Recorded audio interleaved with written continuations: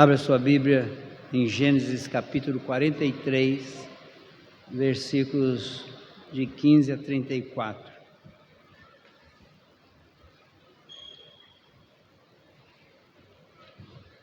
É o final do capítulo 43 de Gênesis.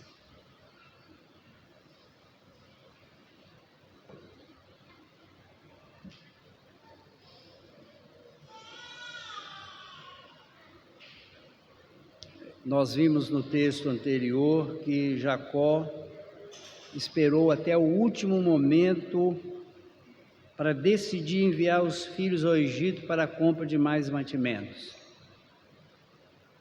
Falamos aqui sobre o medo dele.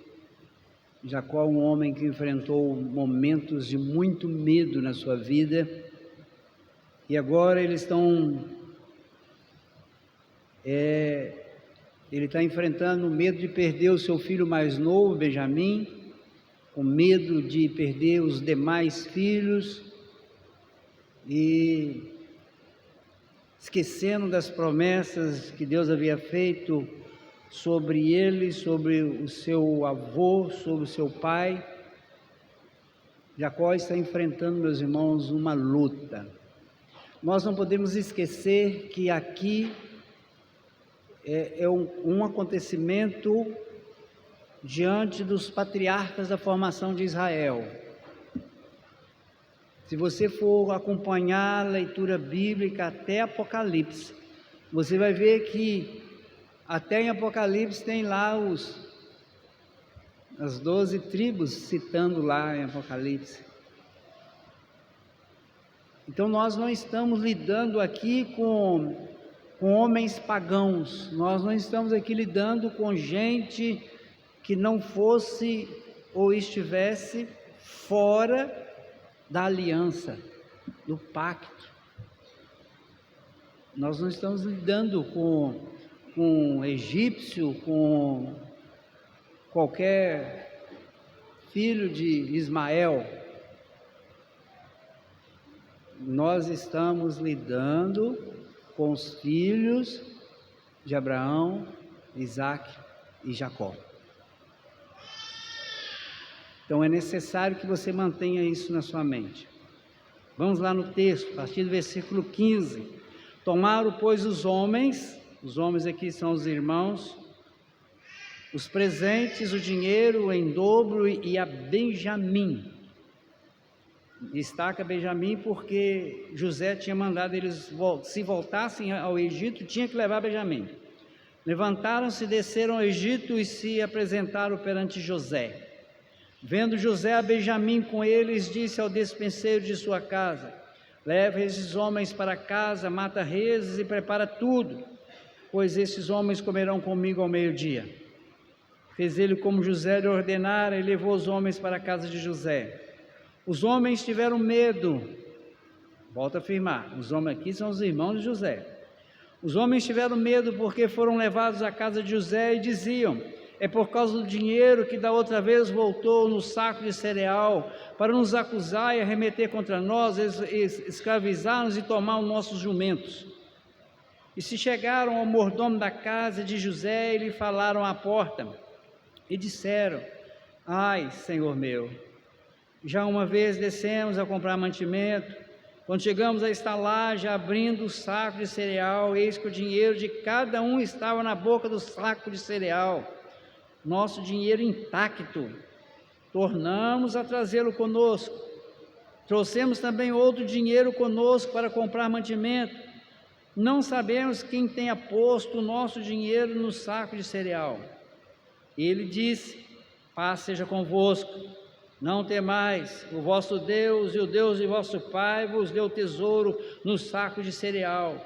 O vosso dinheiro me chegou a mim e lhes trouxe fora a Simeão. Depois levou o mordomo aqueles homens à casa de José e lhes deu água, e eles lavaram os pés, também deu ração aos seus jumentos. Então prepararam o presente para quando José viesse ao meio-dia, pois ouviram que ali haviam de comer. Chegando José à casa, trouxeram-lhe para dentro o presente que tinham em mãos e prostraram perante ele até a terra. Ele lhes perguntou pelo seu bem-estar e disse: vosso pai, o ancião de que me falaste, vai bem? Ainda vive? Responderam: vai bem o teu servo, nosso pai vive ainda. E abaixaram a cabeça e prostraram-se.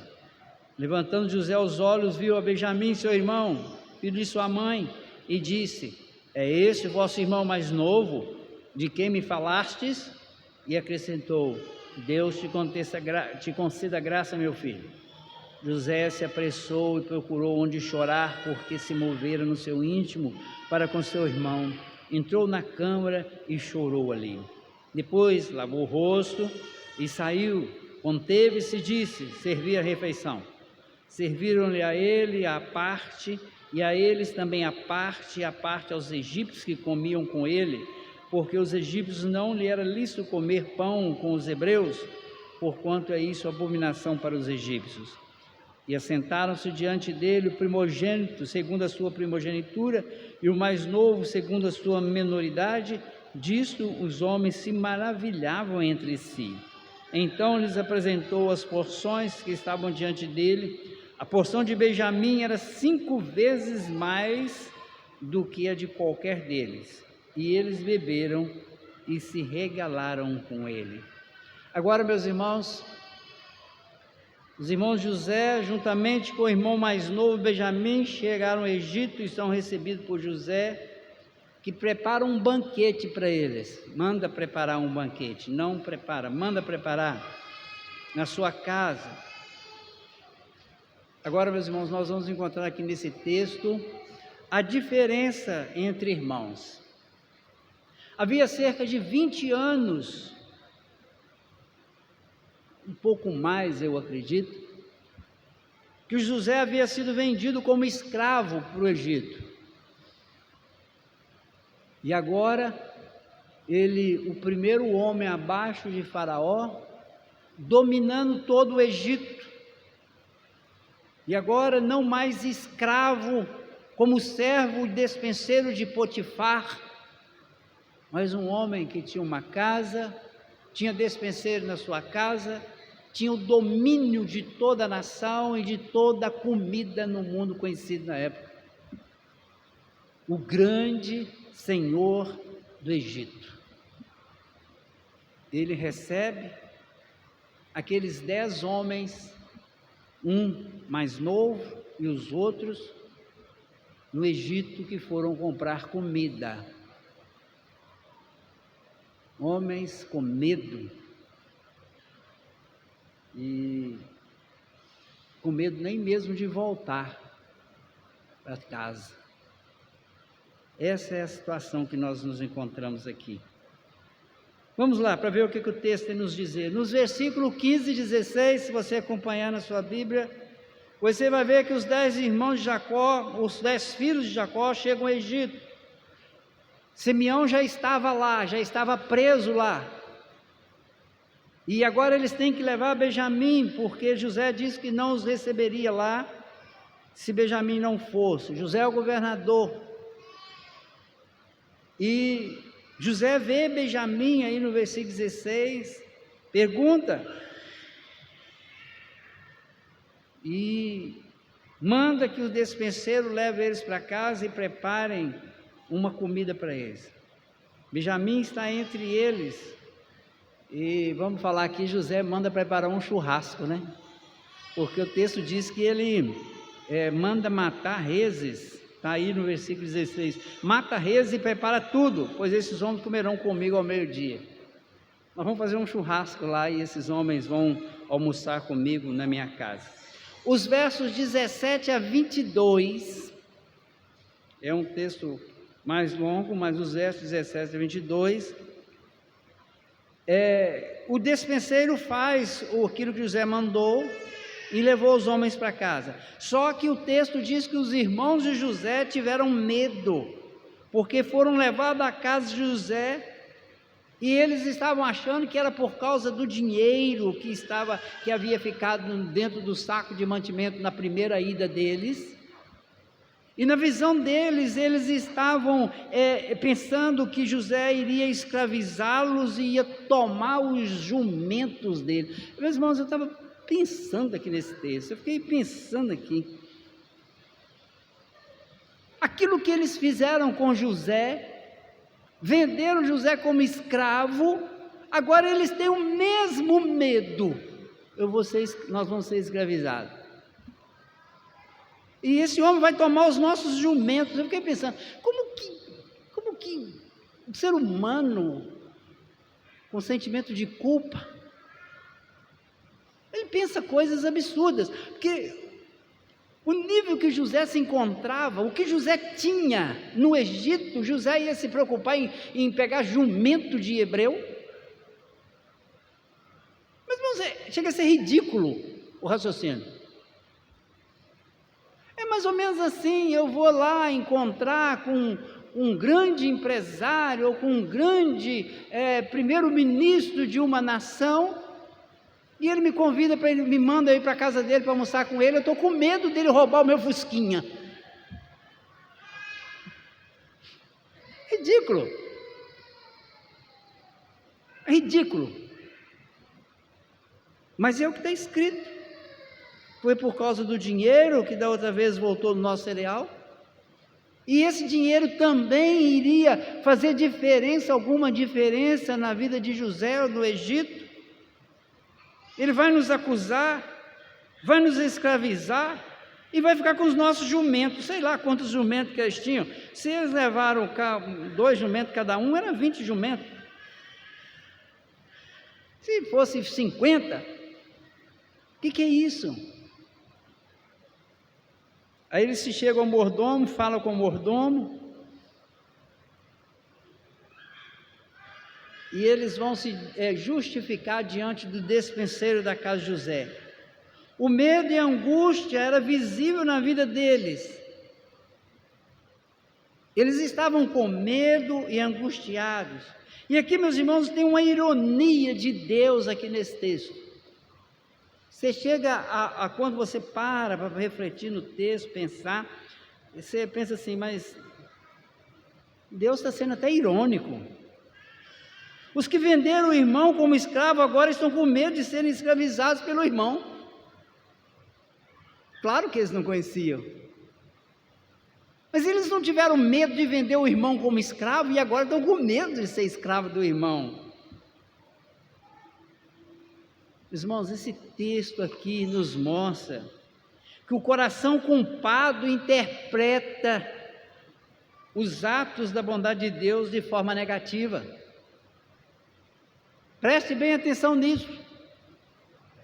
O despenseiro diz no versículo 23: paz seja convosco.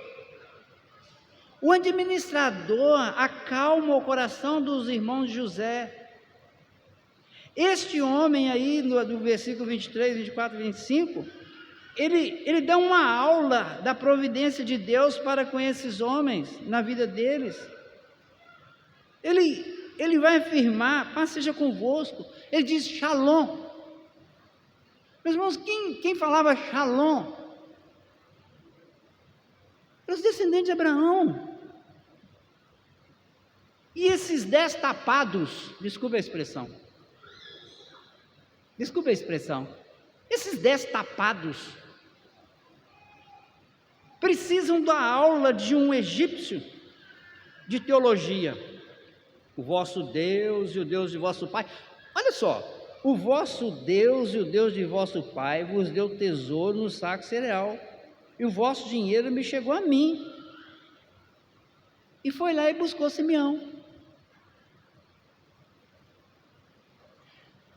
O que nós vemos aqui, meus irmãos, é que a culpa, a falta de solução espiritual desses homens que vinham enfrentando problemas desde lá de trás, quando eles fizeram aquilo que fizeram por causa de Diná, eles vêm enfrentando problemas, eles vão se atolando nos seus pecados, e isso impede eles de verem a graça de Deus na vida deles.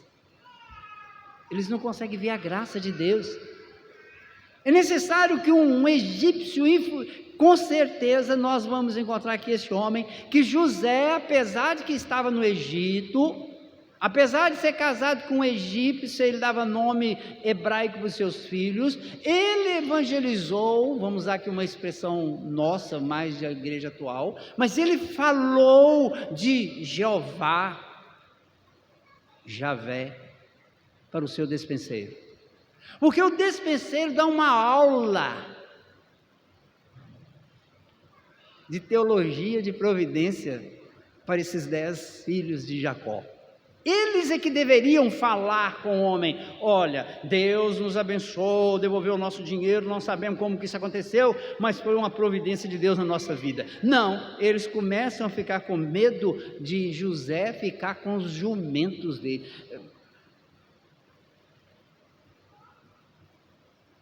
Sei nem quem é jumento aqui nesse negócio. Mas aqui a impressão que tem é que os 10 é que são os jumentos, né? Porque eles não entendem nada. Mas aqui, meus irmãos, nós encontramos que o coração culpado interpreta os atos de bondade de Deus de forma negativa. Os corações culpados interpretam a bondade de Deus de forma negativa. Às vezes, por sentimento de culpa, por coisas que não foram colocadas aos pés do Senhor, faz com que a gente interprete coisas que Deus está nos dando como se fossem coisas ruins. Nós interpretamos erradamente a providência de Deus. Os versos 26 a 31, José pergunta sobre seu pai, se emociona diante de Benjamim, é obrigado a sair porque ele chora. É interessante isso aqui, porque ele vai lá, lava o rosto e volta. Eu estava vendo um comentário sobre esse texto, dizendo que José deve ter ido fazer sua maquiagem, porque era prática no Egito usar uma maquiagem no rosto. Os homens usavam aquilo. Não é prática nos nossos dias hoje, mas era prática na época. E ele chora. E quando ele vê Benjamim, ele pergunta sobre o bem-estar dos pais, e os irmãos continuam sem entender direito o que está acontecendo. E eles respondem: vai bem o teu servo, nosso pai vive ainda. E abaixaram a cabeça e prostraram. Reparem, meus irmãos, que por 2 vezes eles se prostram. Eles se prostram no versículo 26, prostraram-se perante ele até a terra. E o 28, abaixaram a cabeça e prostraram-se. O que José havia dito quando adolescente: eu tive um sonho que vocês se prostravam diante de mim. E foi por causa desse sonho e por causa da tal túnica que eles venderam José. José levanta os olhos e viu a Benjamim, seu irmão, filho de sua mãe, e disse: é esse o vosso irmão mais novo, de quem me falaste? E ele abençoa Benjamim. Ele diz: Deus te conceda a graça, meu filho. Meus irmãos, José, quando foi vendido, Benjamim era bebê. Ele viu Benjamim quando ele era bebê, e agora ele está diante de um homem, um jovem de 20 e poucos anos, talvez 20, um pouco mais. Nós aqui não vamos entrar na data específica, mas ele está diante de um rapaz forte. E ele vê o irmão e tem que sair da sala, tem que sair do ambiente, porque ele chora. Ele se move no seu íntimo, entrou no seu quarto e chorou ali. Depois lavou o rosto e saiu e conteve-se. E se mantém firme como o segundo homem do Egito. Nos versos 32 a 34, José, apesar de israelita, é muito interessante que ele diz: serviram ele à parte, ele estava numa mesa à parte, num lugar separado, não podia comer com eles. Tinham grupos de egípcios que ele deve ter levado com ele alguns amigos próximos do governo, com certeza, pessoas que eram auxiliares muito próximo deles, pessoas de confiança, estavam com ele nesse churrasco. Ele põe esses homens num lugar, ele fica em outro e os hebreus, os seus irmãos, de outro. Por quê? Porque ele era a autoridade máxima, não podia comer com seus amigos e nem podia comer com os hebreus, porque os egípcios não comiam com os hebreus, porque os hebreus comiam carne de carneiro e de boi. E o Egito tinha o boi como ídolo, como Deus. Então, para o egípcio, o hebreu estava comendo o Deus deles. Então, nós não sentamos na mesma mesa de jeito nenhum. É mais ou menos o que a gente tem aí hoje, algumas coisas, como, eu não vou comer isso aqui, porque isso aqui é consagrado, não sei o quê. Essas coisas assim. E ele senta separado. E repare, meus irmãos, que apesar de israelita, José, ele vive no meio daquele povo, ele fala do seu Deus para o seu dispenseiro, ele pratica parte da cultura deles, mas continua israelita. É muito interessante a gente reparar isso na Bíblia. Nós não vamos entrar aqui nos detalhes, mas nós temos alguns exemplos bíblicos que é bom a gente olhar isso. Um exemplo é Daniel. Às vezes a gente pensa assim, mas Daniel não se contaminou. Meus irmãos, Daniel aceitou o nome dele ser mudado. Daniel viveu ali, ele se contaminou, parte não, mas ele viveu no meio daquela cultura.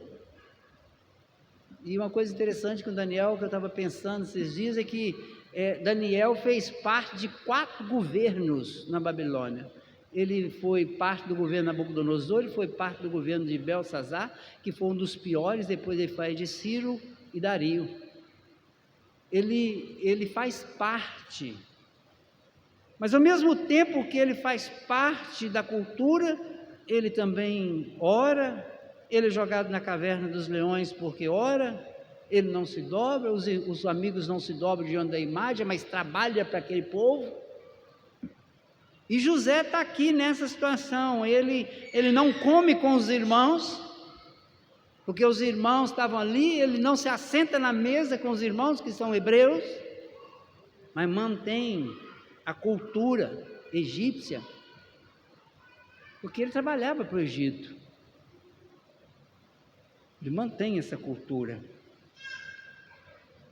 Naamã foi um homem que serve de exemplo para nós aqui, só para título de depois você refletir um pouco sobre isso, porque Naamã, ele é curado da lepra, e ele ao voltar, ele pede ao profeta, eu quero levar uma terra, porque eu entro no templo com o meu Senhor, e depois eu quero, na hora que eu sair do templo, eu vou adorar. Ele ia nos 2 lugares, ele ia a serviço em um, ia adorar lá no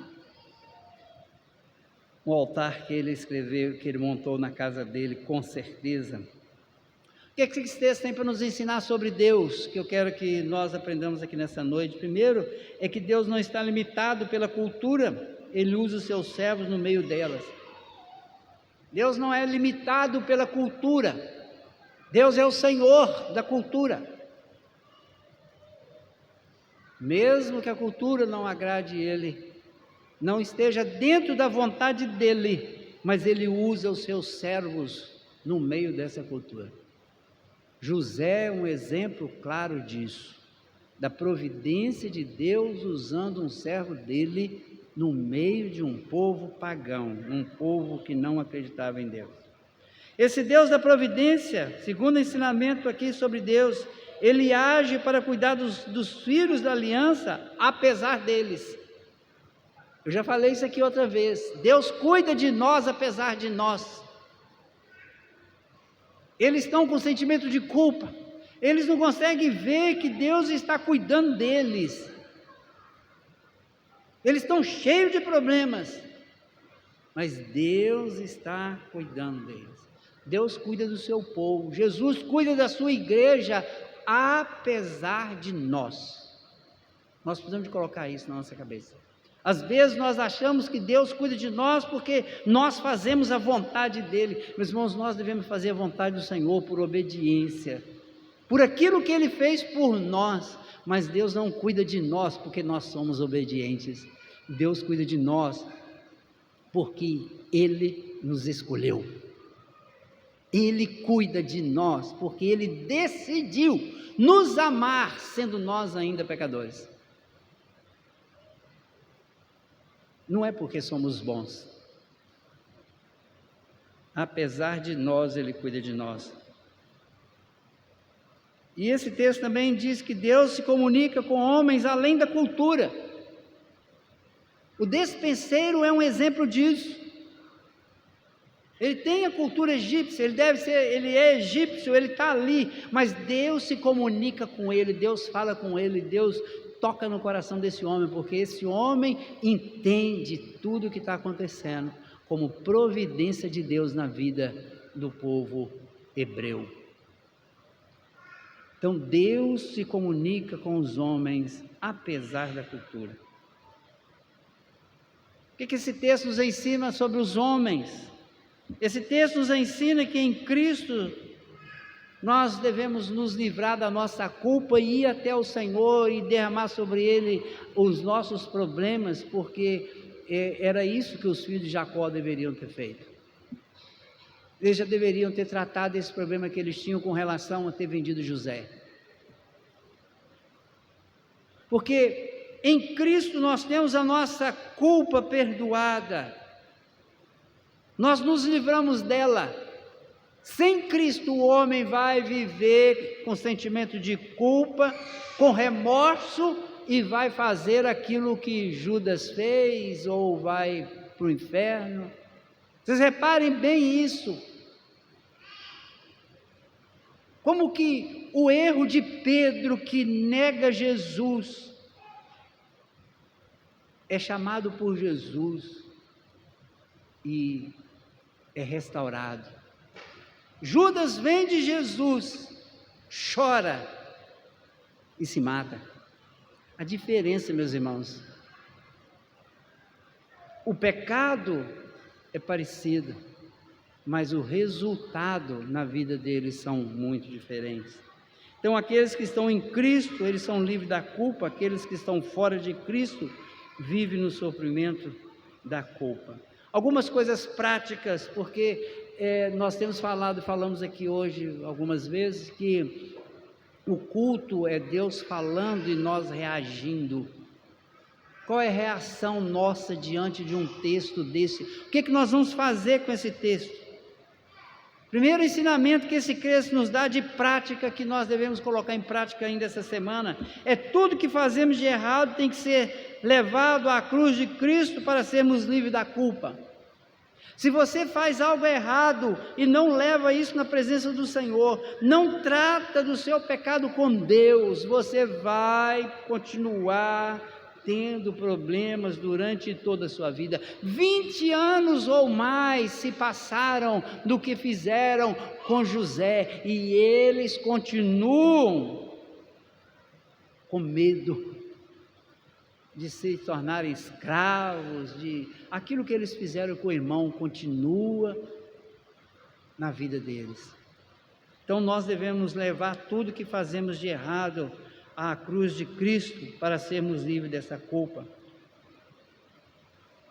Um outro ensinamento desse texto: seja uma bênção onde Deus te colocar. José continua sendo uma bênção na vida de seus irmãos.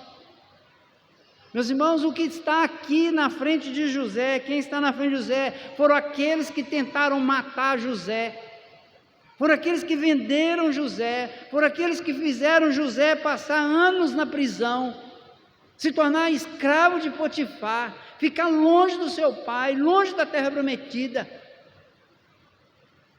Mas José é uma bênção. no Egito. José se torna uma bênção no Egito.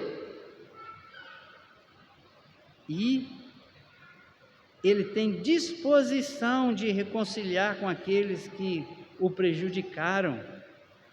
É o terceiro ensinamento que nós temos aqui. Vocês lembram lá do texto de Romanos capítulo 12, que nós devemos abençoar aqueles que nos amaldiçoam, que nós não devemos retribuir com mal aqueles que nos fazem mal. José está simplesmente cumprindo a vontade de Deus aqui nesse texto.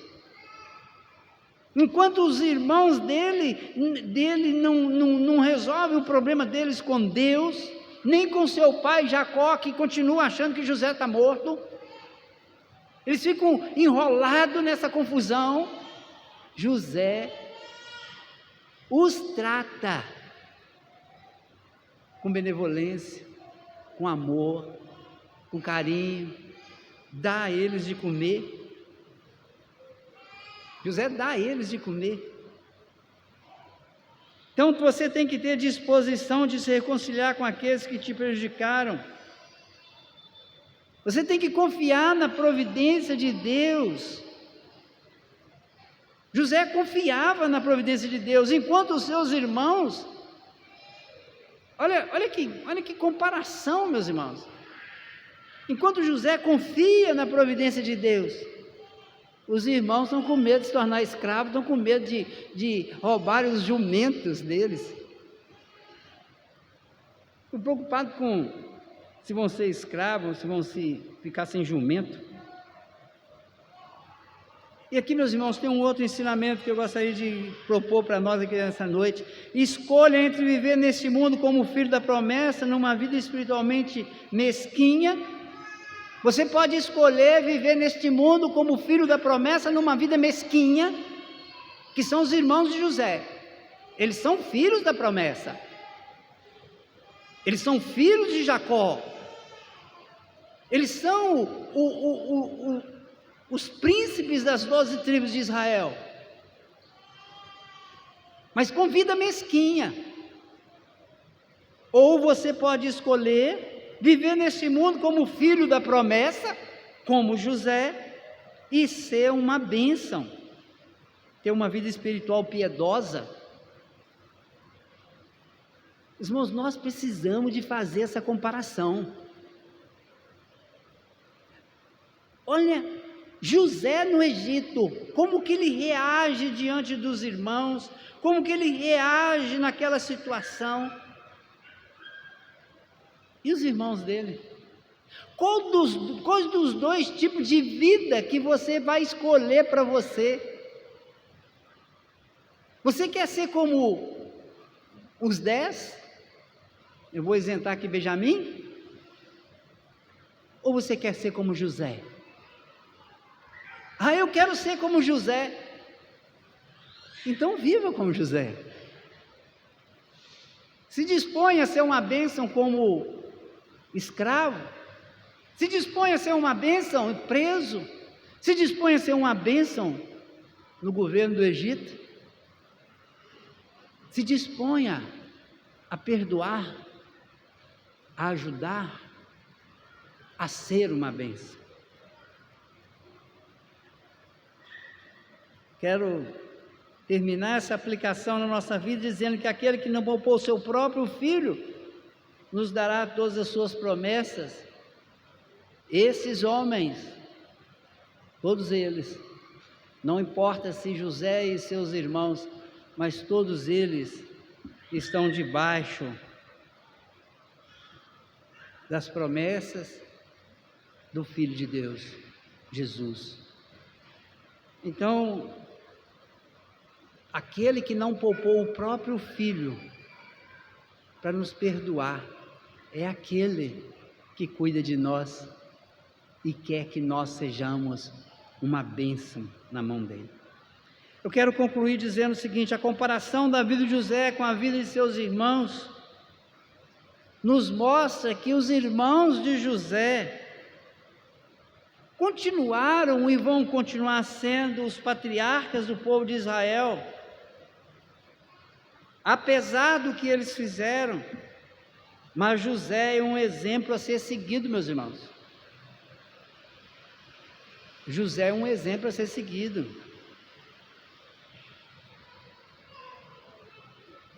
Eu quero encerrar dizendo o seguinte, que nós devemos analisar a nossa vida como filho da promessa e buscar ser um bom exemplo. No mundo de hoje, buscar ser um exemplo. E aqui você pode passar uma vida como crente, como cristão, mas uma vida mesquinha, sem espiritualidade, sem mudança, envolvido com coisas que não deveria. O desafio que esse texto nos dá é sermos bons cristãos, realmente sermos cristãos.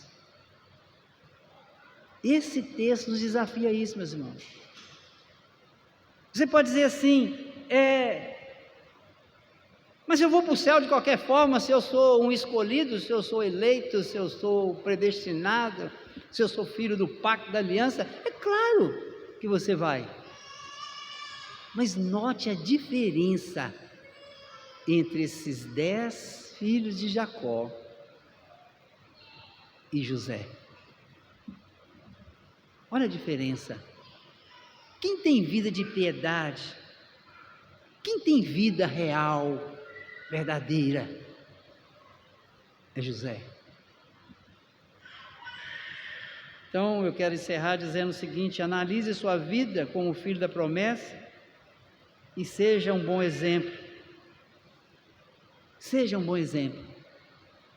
Não importa em que período da história que nós vivemos, não importa em que contexto cultural que nós vivemos, nós fomos chamados para esses dias, para esse tempo, para sermos bênção, como José foi. Não importa. José era o Egito. Não importa, meus irmãos. É esse o tempo que Deus nos chamou para sermos bênção, para a glória do nome dEle. Para a glória do nome dEle. E se tem algo que você precisa de tratar, não deixe passar 20 anos. Não deixe passar. Porque senão você vai começar a ver bênçãos de Deus como problemas na sua vida. Porque na verdade, o que acaba com a nossa vida é quando nós não levamos até a cruz de Cristo os verdadeiros pecados no nosso coração.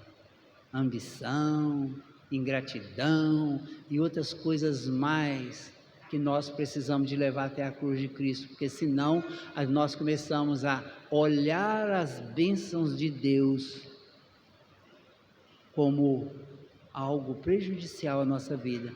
Foi isso que eles tiveram. Eles foram para a casa de José achando que iam se tornar escravos e que iam perder os jumentos. Que o Senhor tenha misericórdia de nós, que nós possamos realmente ter a nossa vida pautada na palavra dEle e viver conforme a palavra dEle.